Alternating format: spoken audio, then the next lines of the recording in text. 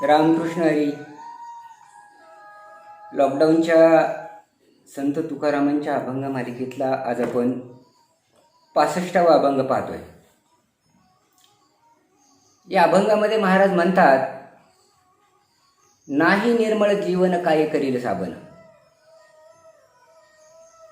तैसे चित्त शुद्ध नाही ते बोल करील काय. वृक्षन धरी पुष्प फळ काय करील वसंत काळ. वांजान होती लेकुरे काय करावे व्रतारे, नपुसका पुरुषाशी काय करील बाईल त्याशी. प्राण गेली या शरीर काय करील व्यवहार, तुका म्हणे जीवने विन पीक नवे नवे जाण. संत तुकारामांचा हा सर्वपरिचित असा अभंग आहे आणि हा नेहमी वापरला जाणारा अभंग आहे. अभंगातली व्यावहारिक अशी उदाहरणं देऊन महाराजांनी अभंगामध्ये जर मूळ गोष्टीतच दोष असेल तर त्याच्यापासून अपेक्षित असं रिझल्ट मिळत नाहीत किंवा काही गोष्टींना इलाजच नसतो, अशा पद्धतीच्या काही गोष्टी असतात असं सांगताना या अभंगामध्ये महाराज वेगवेगळी उदाहरणं आपल्याला सांगून ते स्पष्ट करतायत.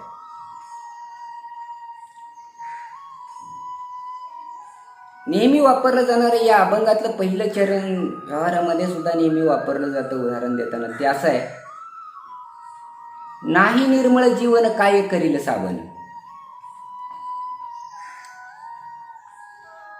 दोन अर्थानं आपल्याला त्याच्याकडे बघता येईल. महाराज म्हणतात की जीवन म्हणजे पाणी, पाणीच निर्मळ नसेल, घाणेरड्या पाण्यामध्ये कितीही आपण कपडे धुण्याचा प्रयत्न केला तर त्याला कितीही साबण लावलं तर ते कपडे स्वच्छ होणार आहेत का? किंवा साबणानं अंग धुतोय, आंघोळ करतोय आपण, आणि जर ते ज्या पाण्यानं आंघोळ करतोय ते जीवन, ते पाणीच घाणेरडं असेल तर अंग स्वच्छ होणार आहे का? हा एक भाग झाला, म्हणजे पाणी अस्वच्छ असेल तर. पण जीवन या शब्दाकडे दुसऱ्या अर्थानं जर आपण बघायचं झालं तर आपलं जीवन जे आहे ते जीवनच चांगलं नसेल, त्याच्यातली वर्तणूक चांगली नसेल, आपलं वागणं चांगलं नसेल, किंवा आपलं मनच घाणेरडं असेल आतून, तर वरून वरून किती जरी साबण लावलं तरी ते काही निर्मळ होणार आहे का? या अर्थानं महाराज पहिल्या ओळीमध्ये आपल्याला बोलत आहेत. पुढे अनेक उदाहरणं देत आहेत महाराज. महाराज म्हणतात की तैसे चित्त शुद्ध नाही तेथे बोल करील काही. एखाद्या माणसाच्या चित्तामध्ये शुद्धता नसेल,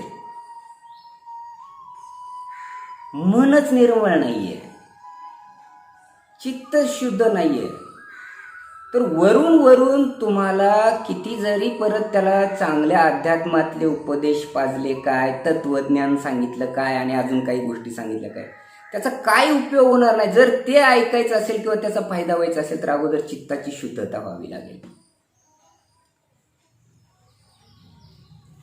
कारण चित्ताची शुद्धता ही फार महत्वाची आहे. महाराजांनी अनेक अभंगामधून सांगितलेलं आहे. चित्त शुद्ध तरी शत्रू मित्र होती, व्याघ्रही न खाती सर्पताई, असं म्हटलं. म्हणजे अशक्यात अशक्य जरी गोष्ट वाटत असली तर चित्त शुद्ध असल्यावर ती गोष्ट शक्य होते. पण इथं चित्त शुद्ध नाहीये तर बाकीच्या पुढच्या गोष्टी कशा शक्य करता येतील?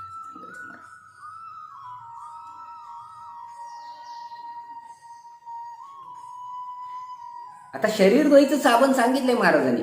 साबणाचा काही दोष नाहीये, शरीर धुवू शकतं, पण पाणी घाण असलं तर उपयोग होत नाही. किंवा साबण वरून शरीर धुईल पण मन स्वच्छ नसेल तर माणूस अंतर्बाह्य स्वच्छ असला पाहिजे. हो, वरून वरून स्वच्छ काय, पांढरी फेक कपडे काय घातले तर गंध बुक्का लावून बाहेर काय फिरतोय, टाईट इन शर्ट केला आणि बाहेर काय फिरतोय, पण मन घाणेरडं आहे, काय करणार? मन निर्मळ नाही, त्याचं काही साबण आहे का? आहे. त्याचं सुद्धा साबण महाराजांनी सांगितलेलं आहे.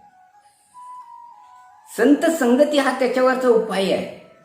संत संगतीत गेलात तर चित्ताची शुद्धता होईल. मुळात जे गरजेचं आहे, चित्त शुद्ध झाल्यावर बाकीच्या पुढच्या गोष्टी आहेत.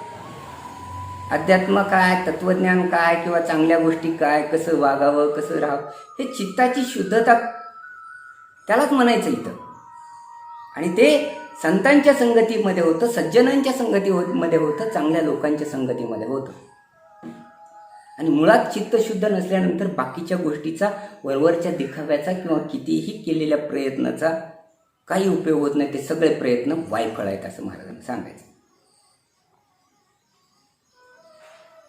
नाही पटत नाही का किंवा समजत नाही का, तर महाराजांनी आणखी व्यवहारातली उदाहरणं आपल्याला दिलेली आहेत. महाराज पुढं म्हणतायत, वृक्षण दरी पुष्प फळ काय करील वसंत काळ. वसंत ऋतू आला की साधारणपणे नवीन पालवी फुटते किंवा वृक्ष जे असतात त्यांना फुलं आणि फळं भरायचा ऋतू सुरू होतो. हे वसंत ऋतूचं वैशिष्ट्य आहे. पण त्या झाडाला फुलं आणि फळं यायची त्याची क्षमताच नाहीये, तर वसंत ऋतू तर तिथं काय करणार आहे. म्हणून झाड कोणतं आहे, ते कशामुळे त्याला येत नाही ते अगोदर बघावं लागेल. तिथं वसंत ऋतूचा काही दोष नसतो, तर त्या वसंत ऋतूचा येण्याचा उपयोग होईल आणि मग ते सगळ्या पुढच्या गोष्टी आहेत. नाही, हे पण नाही कळत आहे. आणखी चांगली उदाहरणं देताना किंवा आपल्या व्यवहारातली उदाहरण देताना म्हणतात महाराज, वांजन होती लेकुरे काय करावे भ्रतारे. काही वेळा आपण काय करत असतो, आपल्याला अपेक्षित रिझल्ट नाही मिळाला की कुणावर तर दोष देऊन टाकतो. पण मूळ दोष कुणाचा हे अगोदर समजून घ्यावा लागेल. महाराज म्हणतायत की बायको वांज आहे, तिला मुलं होत नाही, याच्यात नवऱ्याचा काय दोष आहे का? बायकोचा वांजपणाचा दोष लेकरं न होण्यासाठी जसा बापाला देत नाही किंवा नवऱ्याला देता येत नाही, त्याच्या उलटही सांगितले महाराजांनी. महाराज म्हणतात की नपुसका पुरुषाशी काय करील बाईल त्याशी. जसं बाई वांज असल्यानंतर मूल होण्याचा दोष नवऱ्याला देत येत नाही, तसं जर नवरा नपुसक असेल तर त्याचा दोष त्याच्या बायकोला देण्यात काय अर्थ आहे म्हणतात. घोटाळा कुठं हे समजलं पाहिजे. आणि नेमका आयुष्यामध्ये आपल्याकडून हे चुकतं. नेमकी चूक कुणाची आहे ते न बघता काही वेळा आपण दोष तिसऱ्याला देत बसतो. किंवा कुठं घोटाळा आहे नेमका, आता मूळ वस्तू तयार होतानाच मॅन्युफॅक्चरिंग डिफेक्ट असेल, त्याच्यामध्येच घोटाळा असेल, तर त्याच्यापासून अपेक्षित रिझल्ट येणारच नाही ना. काळजी घ्यावी लागेल की ती वस्तूमध्ये डिफेक्ट नाही राहणार आहे, तर मग पुढे रिझल्ट जो आहे तो अपेक्षित रिझल्ट येणार. किंवा आणखी उदाहरण देताना महाराज म्हणतात की प्राण गेली या शरीर काय करील व्यवहार. ज्या शरीरामध्ये प्राणच नाहीये, शरीरामध्ये प्राण नसेल तर त्या शरीराकडून हालचाल कर, थोडं बोल की रे, तिथपर्यंत जाऊन ये की रे, अपेक्षा ठेवण्यात काय अर्थ आहे का? प्राण गेला, शरीर संपलं. म्हणजे कुणाकडून काय अपेक्षा ठेवा हे उपयोग आपल्याला विचार करण्यासारखी गोष्ट असते. किंवा शेवटी महाराज म्हणतात की बाबा तुका म्हणे जीवने बिन पीक नव्हे नव्हे जाण.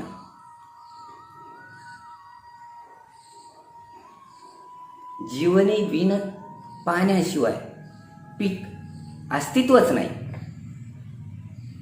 किती दिवस घरामध्ये बी ठेवलं किंवा जमिनीमध्ये पण पेरून ठेवलं आणि पाणीच नाही दिलं, उगवणार आहे का? पाऊसच नाही पडला, उगवणार आहे का? नाही. किंवा उगवलं पण तर ते वाढणार आहे का? त्याला काही अस्तित्व आहे का? नाही. महाराज म्हणतात पाण्याशिवाय पिकाला अस्तित्व नाही. त्या पद्धतीनं वरच्या सगळ्या गोष्टी ज्या आहेत त्या गोष्टी मूळ गोष्टीतच घोटाळा असेल तर पुढच्या गोष्टीची अपेक्षा ठेवण्यात काही उपयोग नाही, तिथं काही इलाज चालत नसतो असं मला. मग आपल्याला काय शिकता येईल या अभंगातून? आपल्याला काय शिकता येईल? काय सांगायचं आहे महाराजांना? आपल्याला काय सांगतात महाराजांनी? अनेक अभंगातून आपल्याला नेमका घोटाळा कुठं आहे हे सांगितलेला आहे. पण या अभंगामधून महाराज सांगतात की चित्ताची शुद्धता किती महत्वाची आहे. माणसाच्या जीवनात अंतर्बाह्य स्वच्छ असणं किती महत्वाचं आहे, किंवा जीवनाचं वर्म मर्म कळणं किती महत्वाचं आहे.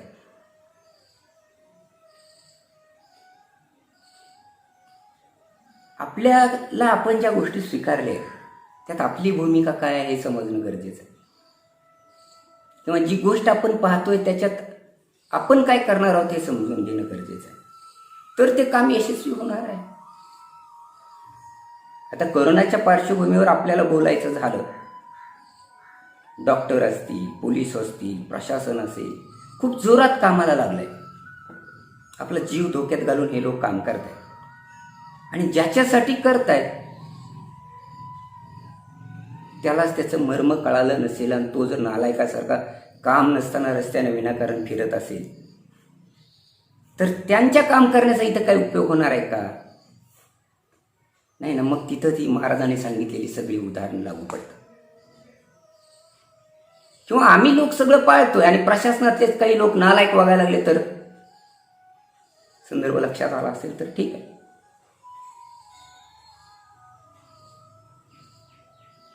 दोष कुठं आहे हे लक्षात आलं पाहिजे, आणि मग तो दूर झाला तर कामाचा अपेक्षित रिझल्ट आहे तो मिळणार.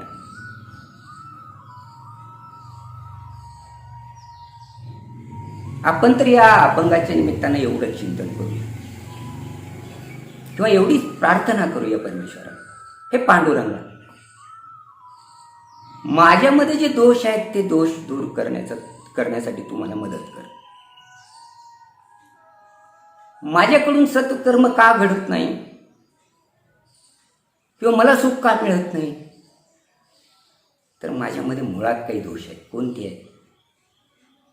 माझ्याकडे षड विकार आहेत, ते अगोदर दूर करावे लागतील. मी सुखाची चुकीची व्याख्या करून बसलोय.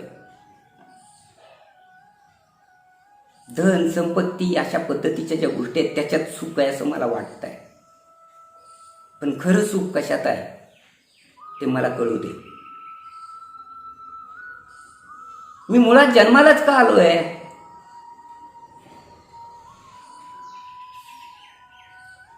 माझ्यावर परमेश्वरानं काय जबाबदारी दिली आहे